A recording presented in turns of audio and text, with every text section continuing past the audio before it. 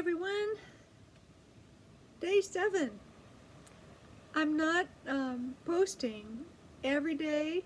Why? Because YouTube is having some struggles uploading things from here. I'm not sure why, but anyway, so I post as often as I can.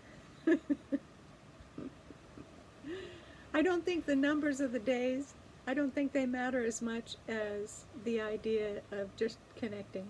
So, well, what an experience. I went for my first time shopping and bringing everything home using the sterile field procedure that they use in surgical rooms for handling all the groceries. It's very interesting.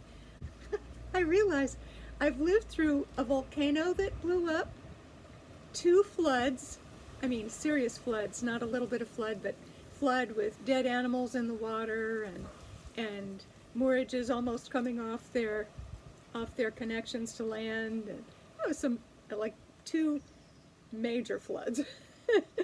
This was a new experience for me, to have to treat groceries, bringing home groceries from the store, as if I was about to, do a surgical operation afterwards. It's very interesting. I'm so grateful that we have processes that we can use and that they say are very effective for all of what we're dealing with right now. So that's really a good thing. There was a great YouTube posted by a physician from the Midwest in USA, and he did just a wonderful video about that. So I hope you all can see it. Thank you for anyone who's been sharing messages back to me and letting me have a little bit of feedback. It's really encouraging. Gosh, it's a windy and cold day today, but I did the William Hoff cold showering, rinsing method, and I have to say, it really does give quite a boost to my overall sense of energy and my sense of just kind of stamina, fortitude, I really do like that. I don't know if this angle is really making sense or not. It's very hard for me to see. I'm trying to keep the iPod out of the sun. I don't want it to overheat like it has other days. Kind of got overheated, and then it's my lifeline to all of you, so I can't afford to lose it. I just feel so lucky. I feel so fortunate that we live in a time where we have things like an iPad, things we can connect with like that. It makes such a difference, and that's one thing I'm really, really grateful for today, among many things. The sun on my back, it helps so much, helps so much.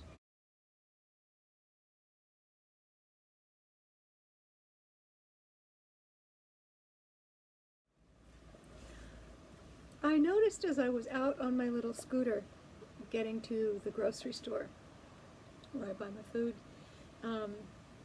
the birds were behaving. Their behavior was very interesting today. They were flying in packs, and they were kind of accompanying me as I went. There was a whole pack of them that showed up as I was on my scooter. I passed by a little tree that they like, and as I passed from one side of the road and then crossed to the other side, the whole pack came and relocated to the other side with me. I thought that was very interesting. I really enjoy noticing those little moments where nature seems to send a little message like that. I always think of them as kind of they're a little sign, they're a little symbol that we're connected. And to watch it was a whole flock of corvidae, of what they call them pique. Here in France, c'est le pique.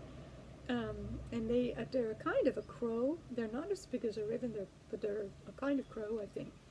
And they're very active. I can see them all. They must be talking because I can see they're very busy. But they like to gather, and they like to tend the fields around here. And there they were, out en masse.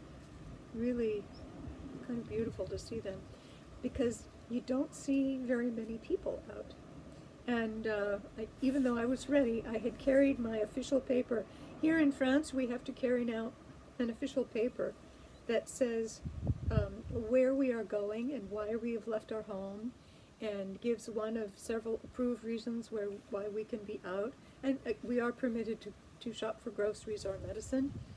So I don't shop for any medicine, but I shopped for a few groceries today, and I had my official, my form with me, and I was ready, but I didn't see anyone else except in the stores. And here in France, they have the lines for how far apart you need to stand all marked on the floor, and they have everything confined so that people really have to maintain distance in the grocery stores, and they have to go in a long queue and stay at these distances. So they're really doing their very, very best to make sure that people reduce contact. That said, they are extremely welcoming, even with the masks. They're all, making contact and making sure they make eye contact. And I think that's so lovely of people, that even in the time where we're not supposed to have much contact, we're all finding creative ways. Today, because I couldn't read, the checker had a mask over her face, and she was saying something to me, and I said, sorry, pardon, je suis seule, I can't understand you. I have to read your lips with the mask on your face, and I can't read your lips. She was so sweet.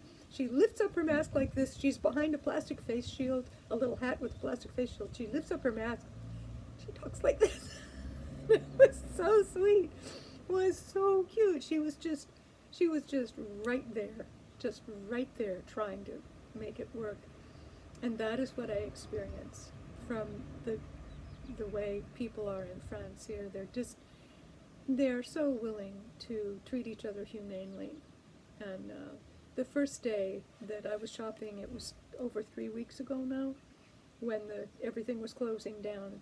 We were standing in a tight line in the market, and that's before they had implemented a protocol where people had to stand several feet apart, and people were standing in line. But they were all patient, and the line started from the front of the store all the way to the very back end of the store, and yet not a single person was rude. And I was using my trekking poles. I wasn't on my mobility device, and it was 2 hours. It was 2 whole hours of standing in that line. I was exhausted when I got home. But in the line, I accidentally dropped something, and the child behind me, who was not French but Occitan, he immediately bent down and picked up what I dropped, and I just thought, there's so much kindness and so much thoughtfulness. And whereas there are times in the United States where I've experienced a lot of people having a real attitude towards folks who were over 50, both online and in general in person, sometimes it's been challenging. There are always nice people, and there are always people who have challenges, but here there is still there's a cultural norm that one tries to be of support and assistance. If one sees an older person, they're not ignored. They're not ignored here. Being older in this culture is different than being older in the United States. It's surprising. The other place where I've noticed people being very, very kind and very civil is in Mexico, where to be old is not, you're not treated as if you're as if you're this dispensable throwaway thing and you don't matter anymore. People connect. They connect, and I think it's just very kind.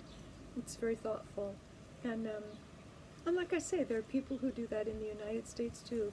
But I do notice an overall difference in cultural norms of that kind, and I'm hoping that maybe this time of increased, you know, concern and feeling for one another, if it broadcasts into more kindness. It's always wonderful to see it in whatever form it takes. And today it was face shield on, mask flipped up, and big smiles. So I wanted to share with you the big smile that I got today and share that out to you and tell you that I'm thinking of all of you, and I hope all is well. So strength, health, encouragement, we keep going.